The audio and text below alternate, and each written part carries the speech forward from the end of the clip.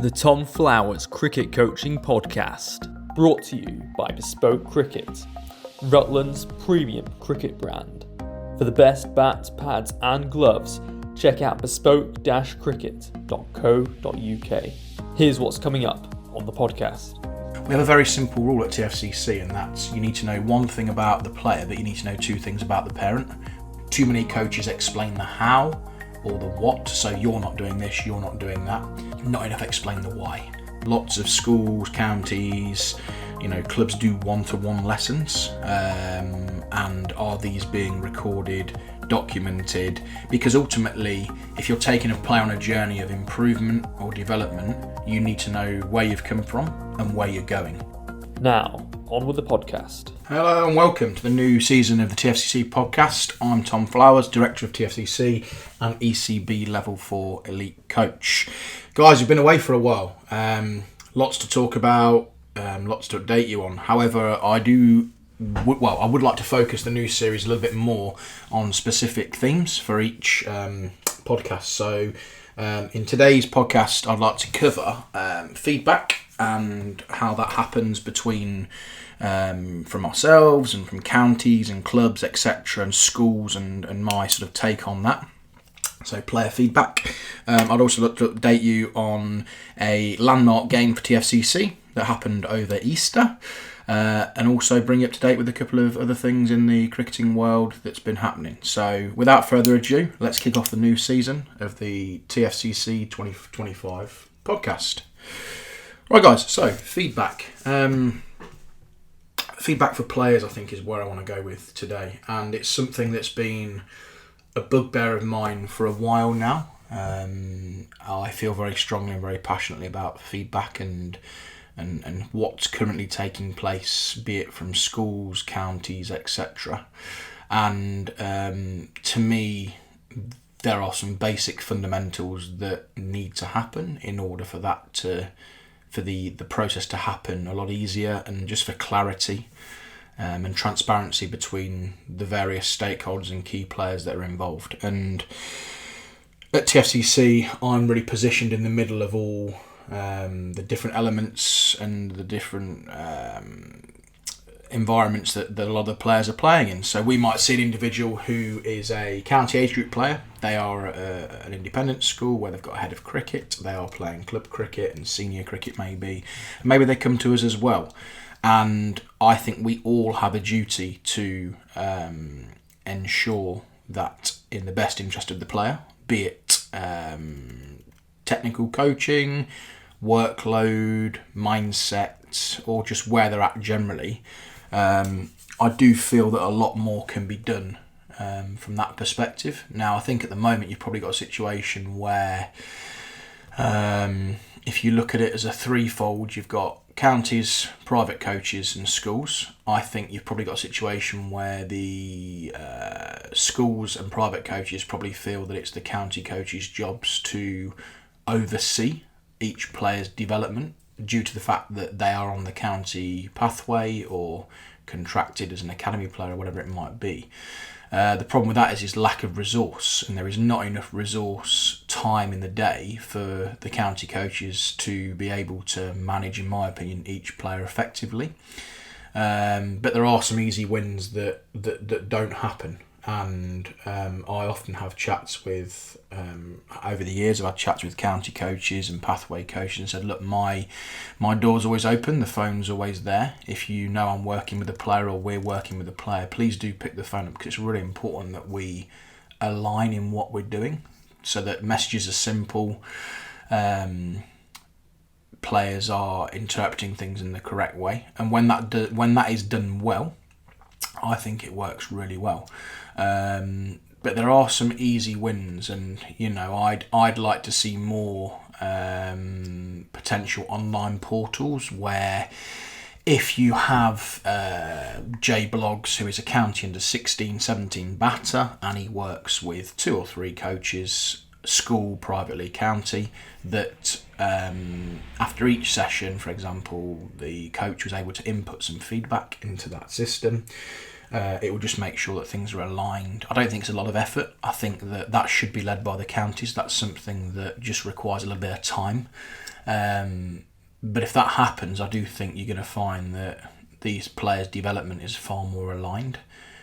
Equally, scheduling and player calendars, that would be an easy thing to set up by county, and therefore as a private coach and a schools coach you could see exactly where the pinch points are or where you can slot sessions in, and it just makes the whole thing more holistic from that perspective. So, the easy wins for me are getting some kind of feedback on a portal, getting some kind of shared calendar, but also just picking the phone up and I do believe that should be led by the counties ultimately. If you are a pathway player and you're under the jurisdiction of a county and they've registered you, and that's the most elite level of cricket, that should really come from the county cricket club. I've had some really positive experiences of that over the years, where I've had a really good two-way dialogue, but as with a lot of things, the landscape's ever changing. New people come in, new academy directors come in, new coaches come in, and I do think that from my perspective it's got to come from one person and be very much proactive in reaching out for feedback, picking the phone up. And I know categorically firsthand that from certain academies that is not happening, where they're not getting regular check-ins, picking the phone up regularly and getting that feedback that is so simple to have. So yeah, that's sort of one thing that I think that is a real easy win that would just align things a lot easier. And schools and individual coaches have to take responsibility for that as well. So that is a three-way thing where we all need to put our heads together, and as I said, I've got a couple of solutions there that I'd like to see implemented, but ultimately I don't feel that should be coming from a private coach. That should be coming from the professional setup. So yeah, it's interesting. I mean, so that's sort of my overview of what's currently happening out there. I think that the way that we do feedback at TFCC is dead simple. I see player development as a triangular format, if you like. So I see player, I see coach, and I see parent. So player is the individual, coach or coaches, brackets, that's myself plus any other key stakeholders in their development, and the parent as well. And I think that when you're coaching youngsters in their formative years, it's absolutely crucial that you have the parents on board. They are their taxis, they are their eyes and ears, they are fundamental to the values that these youngsters are developing, honing, being exposed to. And I'm yet to see a player disadvantaged when a coach has nurtured and put time into that coach-parent relationship. A big thing for me is getting parents on board. Once they're on board with the development, you have a trust. When there's trust, there's an open environment.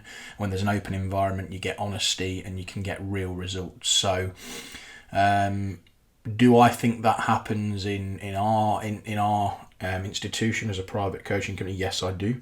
Do I think it happens in schools? Yes, I do. I've got some good examples of that firsthand. Do I think that happens at counties? No, I don't. But do I blame them either? No, I don't. And one thing I want to share today is the fact that I do feel that counties are in a very difficult position. I often get parents coming to me saying they've not had any feedback, or the feedback's limited, and I try and give a very measured and sort of measured response with that, because we do have really good relations with counties. Only last week I recommended a youngster for a Northants game where he wasn't getting opportunities elsewhere, and again, his best interest, he needed opportunity. But I do think that unfortunately the modern way and modern parenting has meant that giving feedback as a coach, as a county coach, they probably just get to a point where they think, is this really worth it? And what I mean by that is that for what you can gain from giving constructive feedback and pointers and honest directive into what they need to do, to either get back in or to improve on, or whatever it might be, I think a proportion of parents have actually ruined that feedback process, in my opinion. That might be quite strong language, but I see it in schools, I see it in coaching, and I see it in the modern parent, which is every piece of feedback is there to be challenged. And when I was at school, for example, Mr. Smith, 7PS, I'll never forget it, he said Tom cruises through lessons. He needs to get his foot down if he wants to make himself something in life and, maximise his potential. Something like that, okay? At that point, my dad collared me and gave me the most almighty of bollockings you could ever get. And he sort of said this famous quote, "Don't be a waster." Now, my dad accepted the view of, I think it was Phil Smith at the time, as my teacher. He didn't question that. He didn't see it as an opportunity to challenge it. He accepted a professional person's feedback in their sphere of expertise. Now, the problem you've got is that the county coaches are exposed to giving feedback and the parents taking the same mentality into their representative cricket. So, Johnny's unfortunately, he's not athletic enough. He's not fit enough in the side. He needs to improve his scores where it comes to baseline fitness tests, etc. A parent will go back and challenge and say, well, he's never had issues with his fitness before. He's done this in cross country. He's done this in his rugby. Please can we pick up the phone and have a chat? Well, really, there doesn't need to be a lot to be discussed. If your professional person, your coaching team feels he's not fit enough, then he's not fit enough. And for me, the parents who have questioned that over time and kicked back and seen it as an opportunity to challenge have actually maybe ruined that opportunity for counties to be more open and two-way with feedback. Now, what I do want to clarify at this point is there's a big difference between having a relationship with a parent where you are open, honest, having communication, being personable, not having that feeling as us and them as coach and parent, but it's actually a collective effort in ensuring the nurturing and the environment we're providing the youngster. There's a very big difference between a good, healthy relationship with a parent and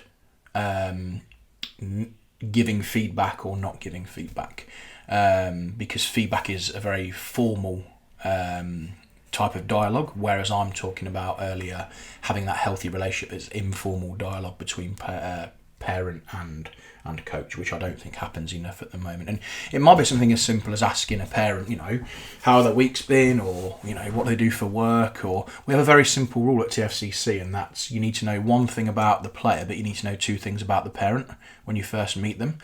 And I think that really helps gain the trust, develop that relationship, and then you then get that back tenfold, because parents will then offer up things to you. Oh, he's a little bit tired after he's had a long day at school, or he's been training, he's had 2 matches this morning, or by the way, Tom, he's had a poor session at county this week, just so you know, can you have a word? And it really, really is. You might not always agree with the parent, but to just rubbish them, shut them out and keep them at arm's length, for me is a very easy and weak option as a coach that perhaps doesn't fancy either the dialogue, isn't capable of conducting themselves in them difficult moments or conversations, or equally just isn't willing to put the time into them relationships. And I do see a lot of that out there, and I have seen a lot of it over the years.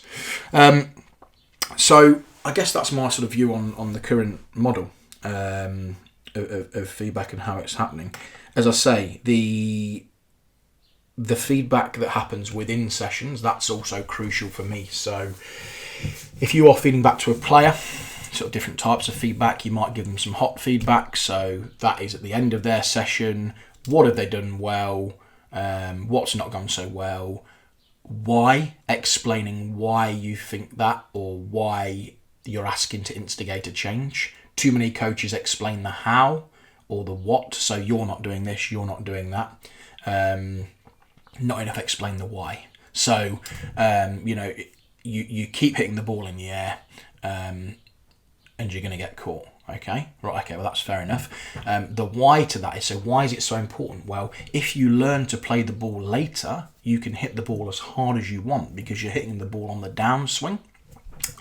Rather than the upswing, and then you can get your hand speed quicker, you can hit the ball hard, and you'll actually, score more runs and more boundaries, etc., and be the attacking player you want to be. So that is my reason for being really, really tough on you about hitting the ball on the floor. That's the why. Not as simple as do this, you need to hit the ball on the floor, period. So I think that understanding that and then enabling players to, in that feedback, go away. And I'll often say to players, drop me an email, use mum or dad's phone to drop me a WhatsApp. If you've got any secondary reflections or further reflections on today's session, in your own words, send me a summary. And I guess that aids the learning process, but it also shows me as a coach if that feedback's been taken on board and sort of understood. And then if it's not, you've also got an opportunity to clarify anything. So there's that secondary dialogue that can take place. So I think that's really, really key regarding how we sort of feedback to players. We also have a reporting system, so all our players have their own one-to-one notes, so we all have a file for each player that gets inputted every single session and signed off. It's not accessible for players, that's a coach's feedback area, but it does mean that all sessions are aligned, planned, handed over, and if a player ever does request some sort of specific notes for anything they might be doing, we can always give them that. So I think that's also quite important, something that I'd question if it does happen everywhere. Lots of schools, counties, clubs do one-to-one lessons, and are these being recorded, documented? Because ultimately, if you're taking a player on a journey of improvement or development, you need to know where you've come from and where you're going. And if you can't verbalise that at the start of your session, sort of what we've done previously and what we're doing today, and at the end of the session, right, this is what we've covered today, and this is where I see us going on next session. To me, you're then just fudging it and sort of making it up on the spot, tossing a coin, and that isn't really, for me, what coaching looks like. Okay, so the next thing I want to talk about is county selection and feedback from that. So I've had a couple of youngsters come to me sort of April time this year, and they've not been picked in their county squads. Quite rightly, if they're not good enough, then they're not picked. That's simple as that, and that's not anything to, as I say, to be challenged, or if that's an opinion of a professional coach, one has to accept that. You might not agree with it, but you have to accept it.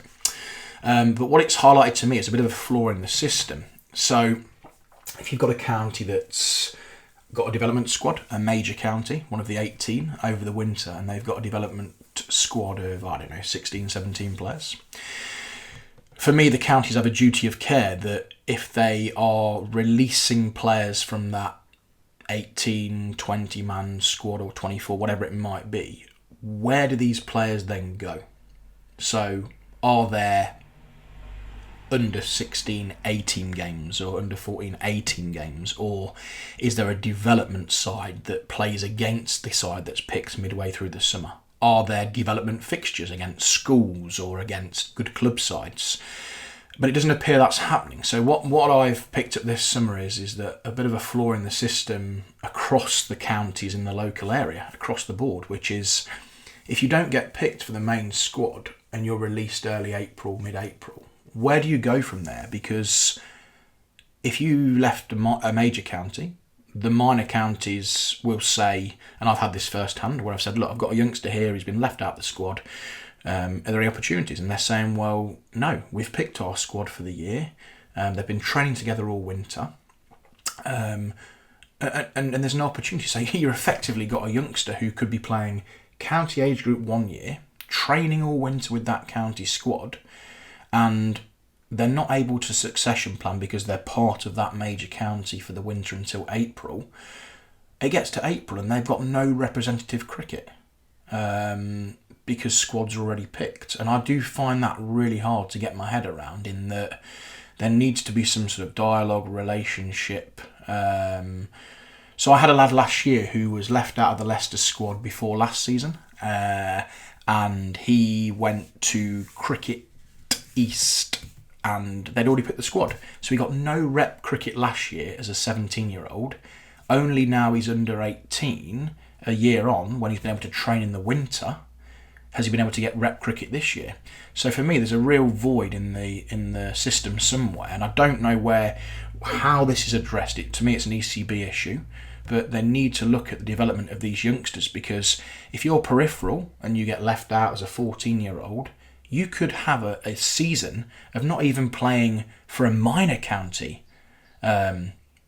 age group fixtures, which play against the main counties. So you've potentially got if you look at the main counties as A-team players, if you look at the minor counties as C-team players, well, the ones that are peripheral for the main squads that aren't getting picked or playing, if they're not dropping into a minor counties side, which I'll add will be playing against a lot of these major counties, you've effectively got a band of, excuse the term, B-team players, second level, whatever, who are not getting representative cricket, and I just can't fathom my head around that or work around that.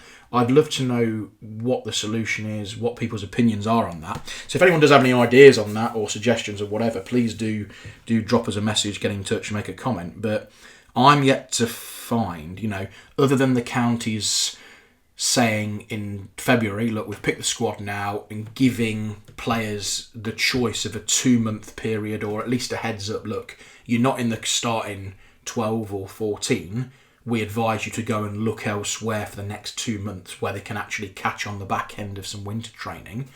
I understand why counties don't do it, because they want their pick of their players for as long as possible, but at the detriment potentially of that youngster getting cricket that season, even if not with them, because they may well return to that county at some point. So I'd love to know the answer. I'd love to know what the solution is, but there's a definite problem that I have seen here firsthand with at least 3 youngsters now in the last 2 years where they've missed out on a year of rep cricket, and it can't be right. If it's a tiered system, these fringe players in the county squads need to have a pathway straight into that minor counties age group representative side. I can't see another way that works. Moving on. So that's sort of feedback covered from my perspective. If anyone's got any comments, as I say, please do let me know. I'd love to hear. I want to move on to some really positive news. Over Easter, we did a first ever TFCC representative 11 against Uppingham School. Uppingham's one of our real key relationships as a private coaching company. They are really proactive in the way they, ironically, feedback, engage. We have a really positive two-way relationship where we really value the time and effort and work that they put into players, and I think that is reciprocated as well. So it's a really good example of a healthy relationship between key stakeholders. So much so that we had a pool of players again who were sort of falling into the district category or sort of sub-county, and we were able to put a showcase game on for them where there were Uppingham coaches present. There was a county age group game going on at the same time. It was a great exercise for us to not only be able to say thank you to these boys who have committed time over the winter to working hard, but it was more an opportunity for them to showcase their skills in an environment that they might not get an opportunity to do otherwise. So I think 9 out of the 11 were state school lads. To me, that's a really big point to hammer home, and something, as I say, as a state school man myself, close to my heart. But I just wanted to get on record a big thanks to Uppingham School for the way they facilitated that, their constant proactive approach to fostering relationships with external coaches, and they are a fine example of how when you value all key stakeholders in a player's development, just how much added value and progress you can make as a collective rather than a group of individual entities trying to get to the same result. So that was a real positive. We're looking at rolling that out a little bit more next summer, hopefully with some more rep games, but also some coached practice games over the Easter period. That's something that we're looking at doing at TFCC. So, look, guys, I hope that's been a interesting or provoking first podcast of the summer. It's been great to sort of address them points and sort of go through them. Again, keen to get any comments on viewpoints. This is just my perspective. I always try to offer balance. I try to offer a fair assessment.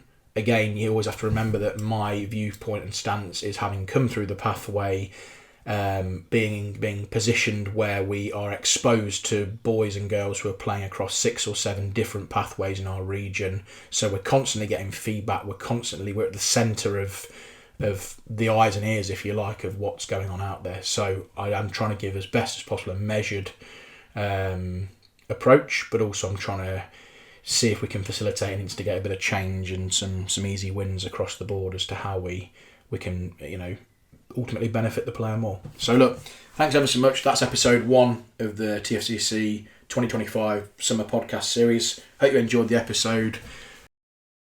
If you enjoyed this podcast, be sure to leave us a review and follow us so you never miss an episode.